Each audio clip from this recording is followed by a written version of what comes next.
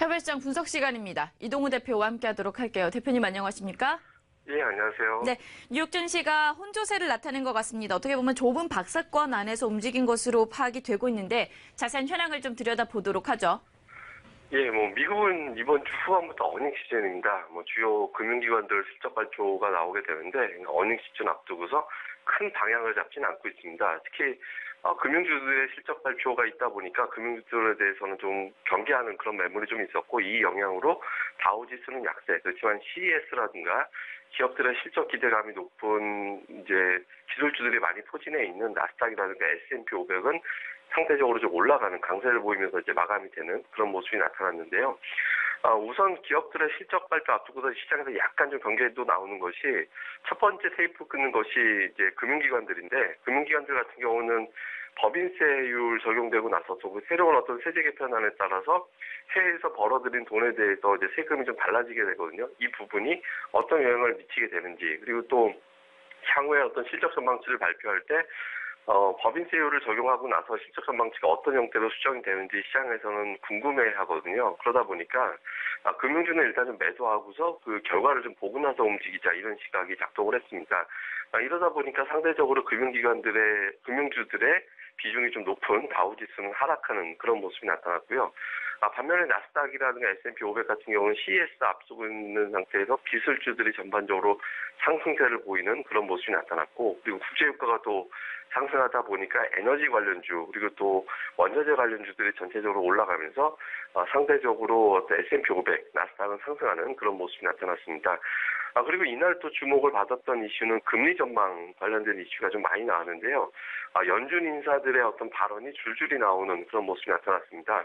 한 3사람 정도 어떤 발언이 나왔는데, 보스틱 애틀랜타 여론 총재 같은 경우는 올해 3차례에서 4차례 정도의 금리 인상은 좀 과도하다, 이런 취지의 발언을 했습니다. 3차례도 과도하다라고 얘기를 했기 때문에 2번 정도의 금리 인상이 합리적인 게 아니냐, 이런 어떤 취지의 발언으로 해석이 됐거든요. 상당히 비둘기파적인 이제 발언으로 봐야 되죠. 특히 보스틱 총재 같은 경우는 올해 투표권이 있거든요. 올해부터 이제 연준에서 금리 결정을 할 때 투표권이 있는 사람이기 때문에 이 사람의 발언 자체는 상당히 시장에서는 긍정적인 영향을 주는, 경기 회복이 됐지만 2차례 정도 금리 인상으로 해석이 됐기 때문에 긍정적인 영향을 준 것으로 보여집니다. 반면에 그 외의 어떤 연준 인사들은 다소 좀 보수적인 발언을 했는데, 존 윌리엄스 샌프란시스코 연준 총재 같은 경우는 경기 회복이 되고 있는 그런 국면이다 보니까 3차례 정도의 금리 인상은 타당하다, 이런 발언을 했고요.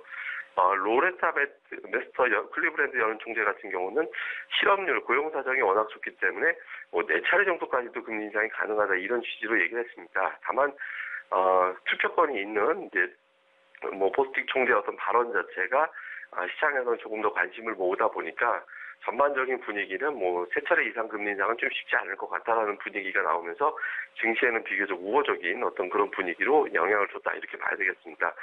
이날 나온 지표 같은 경우는 고용 추세 지수가 나왔는데 12월 고용 추세 지수가 107.10을 기록했습니다.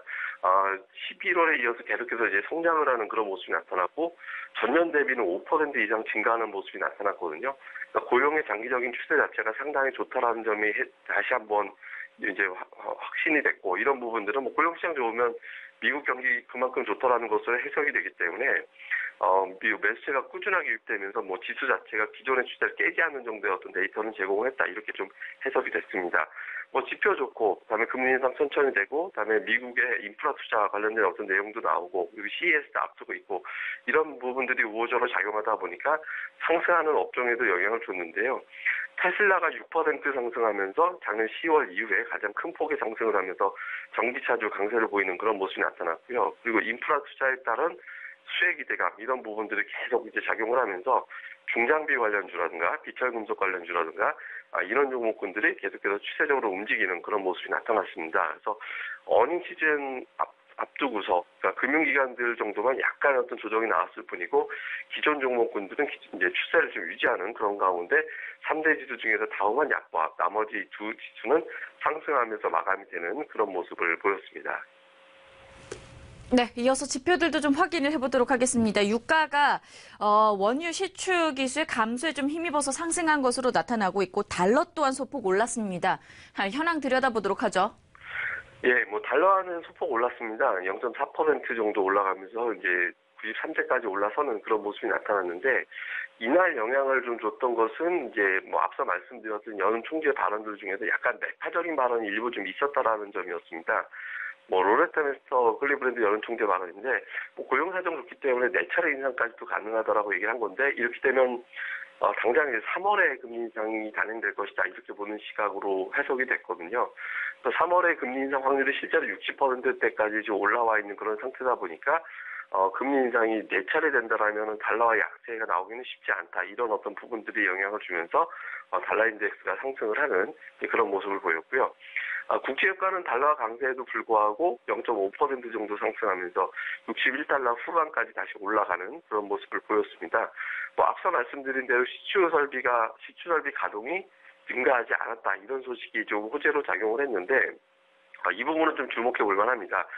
국제유가 올라갈 때마다 미국에서 시추 설비, 특히 셰일 설비라든가 이런 것들이 이제 좀 계속해서 새롭게 어떤 가동이 되는 그런 모습이 나오면서 공급량 증가에 대한 우려감이 상대적으로 좀 있었거든요. 이러다 보니까 국내산 원유라든가 브렌트유라든가 이런 부분들에 비해서 상대적으로 WTI가 좀 덜 올라가 있는 그런 상태였습니다. 근데 설비 가동이 계속해서 증가하지 않고 있다라는 점, 크게 증가하지 않고 있다라는 점, 특히 국제유가가 55달러 넘어가면 좀 폭발적으로 증가할 수도 있다, 이런 시각이 좀 있었거든요. 근데 그 정도 수준이 아니다라는 점이 확인이 되면서 공급 과잉에 대한 어떤 우려감이 상당 부분 좀 완화가 됐습니다. 이렇게 되면서 달러 강세에 따라서 국제유가가 좀 내려갈 수도 있었는데, 오히려 0.5% 상승하면서 최근의 상승 기조를 그대로 유지하는 그런 모습이 나타났습니다.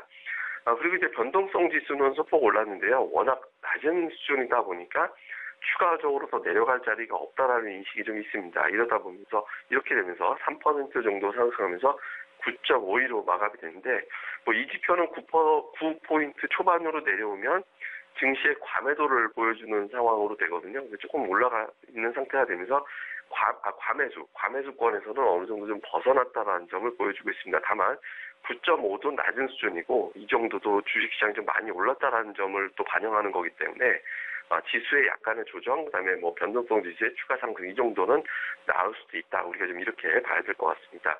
뭐 야간 선물은 전일과 별 차이 없이 마감이 됐는데요. 외국인들이 오늘은 뭐 매수 기준 유지했지만 매수 규모는 좀 줄었습니다. 660계약 정도 매수하는 가운데 전일과 별 차이 없는 수준으로 마감이 됐는데, 뭐 우리 증시 같은 경우는 아무래도 장 초반에 삼성전자 잠정 실적이 나오기 때문에 삼성전자 실적이 변수가 된다라고 봐야 될 것 같고, 해외 증시 쪽 마감된 상황으로는 그렇게 큰 영향은 없이 출발할 것이다, 이렇게 보면 될 것 같습니다. 네, 마지막으로 주요 이슈들 함께 좀 살펴보도록 하죠. 어떤 부분 주력하면 좋을까요? 예, 뭐 연준위원들의 발언이 계속 줄줄이 나오게 될 텐데요. 오늘은 카시카리 연준 총재의 발언이 있습니다. 이 사람의 어떤 발언이 또 주목받는 것은 오늘 세 사람의 발언이 다 달랐거든요. 그러니까 뭐 2차례, 3차례, 4차례. 그러니까 금리 인상 횟수에 대해서 의견이 다 제각각이었기 때문에 시장에서는 뭐 중립 정도의 어떤 인식으로 이제 생각을 하고 있는데, 오늘 발언하는 카시카리 연준 총재의 발언이 어떤 형태로 나오느냐에 따라서 금리 인상, 그러니까 뭐 1월에는 어차피 금리 인상 되기는 쉽지 않아 보이고요. 3월 금리 인상 가능성이 좀 변동이 될 텐데, 현재 62% 정도로 보고 있거든요. 근데 이 수치가 올라가서 만약에 뭐 70을 넘어가게 된다라면 금리 인상에 대한 어떤 긴장감이 시장에서 작용될 가능성이 좀 있습니다. 이렇게 되면 달러화가 강세를 보이고 원자재 가격 약세, 이렇게 되면서 또 증시의 유동성이 축소되는 쪽으로 시장에서는 해석할 수도 있게 되거든요. 그래서 오늘 발언 어떤 쪽으로 나오게 되는지 좀 봐야 될 것 같고요. 또 한 가지는 실적 시즌 앞두고 있는 상태에서 실적 전망치가 좀 엇갈리는 모습이 나오고 있는데, 현재로서는 좀 긍정적으로 보는 시각이 조금 더 많습니다. 오늘 시장이 올라갔던 이유도 법인세 인하라든가 경기 회복, 이 두 가지 요소가 기업들의 실적에 영향을 줄 것이고, 이런 부분들은 현재 주가가 결코 비싸지 않다, 이런 어떤 시각이 나오면서 이제 증시가 계속 올라가는 그런 경향을 좀 보였거든요. 근데 법인세 인하 이후에 이 법인세 인하가 단행되고 나서의 어떤 기업 실적 전망치가 어떻게 나오는지, 기업들이 어떤 형태로 반영을 하는지에 대한 관심도가 높거든요. 그래서 뭐 당장 금융기관들부터 이제 발표가 되겠습니다만은 실적 전망치에 그 법인세 변수가 어떤 영향을 주는지, 이 부분에 대한 분석 계속해서 우리가 좀 모니터링을 해봐야 될 것 같고요. 마지막으로는 오늘 삼성전자 잠정 실적 나오게 될 텐데 잠정 실적 발표에 따라서 미국의 반도체주라든가 애플 같은 기업들에 영향을 좀 줄 수 있거든요. 그래서 삼성전자 잠정 실적 발표 이후에 미국들의 주요 IT 기업들에 대한 실적 전망치가 어떻게 나오는지 그리고 그 주가의 흐름이 어떻게 나오는지 이 부분에 대해서도 중점적으로 살펴보는 게 좋겠습니다. 네, 국내외적으로 또 실적 시즌인 만큼 성적표 확인해 보시면서 투자 대안 마련해 보시면 좋을 것 같습니다. 해외 시장 분석 시간이었고요. 이동우 대표와 함께했습니다. 오늘 말씀 고맙습니다. 예, 감사합니다.